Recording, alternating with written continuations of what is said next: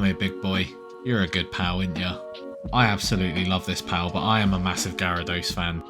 First things first, I just want to say a massive thanks to everyone who's subscribed lately. We've pushed the channel to nearly 60,000 subscribers. That's mental.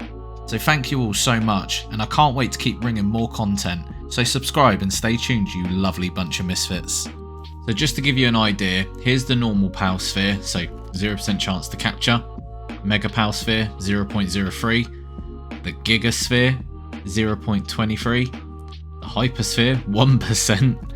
And then the Ultra Sphere is 5%. So let's battle this Raindrix and let's see if we can capture it. Now, I don't think a normal Palworld is going to capture this regardless of how low we get it.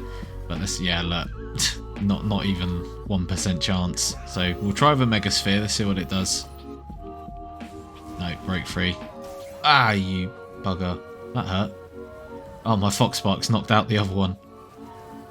Right, 21% with a Giga Sphere on a level 25. So this is like a mid-game PAL, by the way, the Raindrix. They're in quite a late-game kind of zone, the snow biome. It's quite a hard zone. But these are the spheres. And there is one other sphere as well, which is called the Legendary Sphere, which you get a level 44 and you unlock it through the technology tree. And it costs a bomb to make some of these spheres. The Ultra Sphere is super expensive to make. It costs a lot of materials, so no doubt the Legendary Sphere is going to be even more. Now when I say it costs a lot, I do mean it costs a lot, because you're not just going to make 1 or 2 of these. You need to go out with at least 10, because you will burn through these very fast with the late game pals. So I'm going to show you when I capture Jormuntide Ignis, which is on this island over here, which is called Sanctuary. A lot of endgame pals spawn here, but they're also very rare on what's going to spawn there. So after a lot of time spent, some Jormuntide Ignises finally spawned on this island. Now, you want to be careful here, because Sanctuary is a very, very dangerous place. You can get killed very quickly by some of the pals that roam here. And you'll burn through spheres so quick trying to capture these late game pals, and it's quite annoying as well. Well, not annoying, it's quite nerve-wracking, because you try not to kill them, but you're also trying to get them as low as possible to give yourself the best chance to capture, which doesn't always work as well. So here, look, I've got a 16% chance, and I'm just burning through spheres here trying to capture this guy. Doesn't matter what I'm throwing at him. So I decided to go back to Hyperspheres, because I didn't want to use all my Ultras, because they're my, you know, ultimate balls, basically. Look at that, 20% chance. I'm down to 2 now. Still not captured. Down to my last one. And then I accidentally shot him. I really didn't mean to do that. I thought I could just take him down a little bit lower. However, fear not. We found another one. This took a lot of time to get him to spawn again. But, you know, a lot of back and forth. But we found another one. I've got him super low. And I've only got 1 Ultra Sphere now. And I'm down to 4 Hyper Spheres. We need to capture this guy. And this is the nail-biting moment when you're down to your last spheres. And we done it. I cannot tell you how relieved I was when I captured him, because I just had no spheres left. I had a handful and I was like, he's not going to be captured. So here's his stats. He's so strong. He's got very good stats, but we're swapping out the lightning attack for Firestorm, or Flarestorm, sorry, because I want him to be full fire. Level 4 kindling as well, so we're going to test him in the base. Let's see how he does cooking food. Wow, that's fast. That's really fast. What about smelting ore? Let's have a look. Let's see how he smelts ore versus a level 2 kindling. Let's go. Come on, hurry up and smelt, mate. What are you doing? Oh wow, look how fast he smelts. He's gonna do 20 by the time she's done 1. That's crazy. Absolute must-have for your base. Well, not actually just leaving him in the base. He's a must-have for your party. I mean, look how quick he smelts stuff. This is crazy. He's really good for your base, like productivity wise, but it's best to have him in your party and then just use him to smelt when you need to. Come here, big boy. You're a good pal, ain't ya? I absolutely love this pal, but I am a massive Gyarados fan, so there you go. So let's see how he does against the King of the Forest, Mammorest. Now this is a very tanky world boss, so let's see what he does. Wow, okay, yeah. In my recent video about how to boost your PAL stats, I showed what a rank 4 Foxsparks can do against Mammorest. Now she did defeat him, but she was not doing this much damage and this quick, and this is just a rank, well, it's not even a rank 1. I haven't ranked this up yet. I need to farm a load more Jormuntides. But wow, the damage output's insane. Obviously being super effective because he's fire against grass, but still, this boss is super tanky. Not even doing much damage to my Jormuntide either. This is crazy. This guy does serious damage. absolute must-have fire pal for your pal party. The damage output's crazy. I'm gonna actually try and farm as many of these as I can and rank him up to rank 4 because I'm really interested to see the type of damage he could put out. Sorry Mamoris, you're my target dummy lately. Okay, so let's see how he does against a normal Mamoris.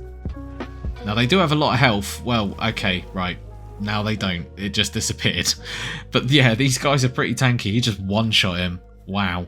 So a lot of people have asked me about what pals are best to get early game and what pals to focus on getting mid to late game. This is for your party, not your base, because they're both very separate to be honest. But what I will say, having played this game a lot, the best early game pals for you to get are Fox Sparks, Sparkit, Tansy, Pengullet and Nightwing. And these will do you really well in the early game of Palworld. Then the first big pal you want to get at level 15 plus is Penking, the world boss, because he's very strong overall, not too hard to get, but make sure your pals are decent enough level before taking him on. Then mid game, you want to focus on getting Dinoson, Vanworm, Beacon and Mammorest. Really strong mid game pals, especially Vanworm, he does a ton of damage.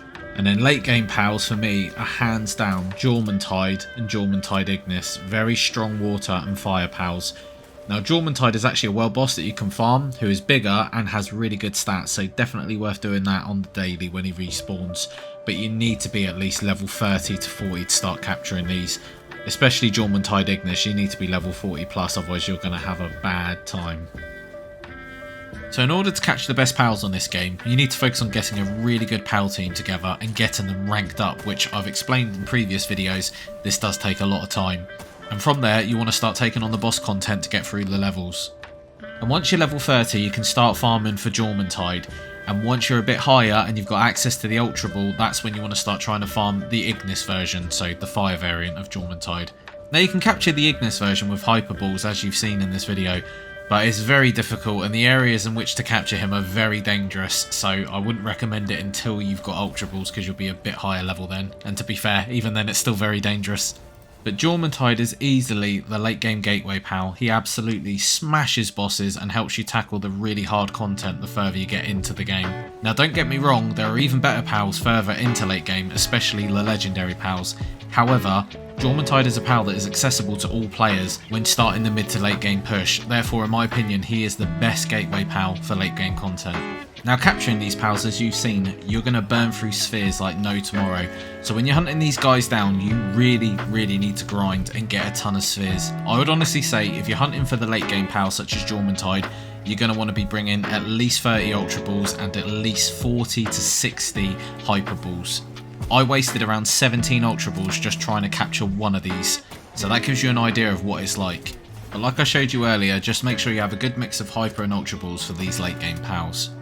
Now what I would suggest is use normal and mega spheres for the early game pals, use Giga for mid game pals, and save your Hyper and Ultras for the late game pals. Don't waste them on the mid game pals at all, it's not worth it.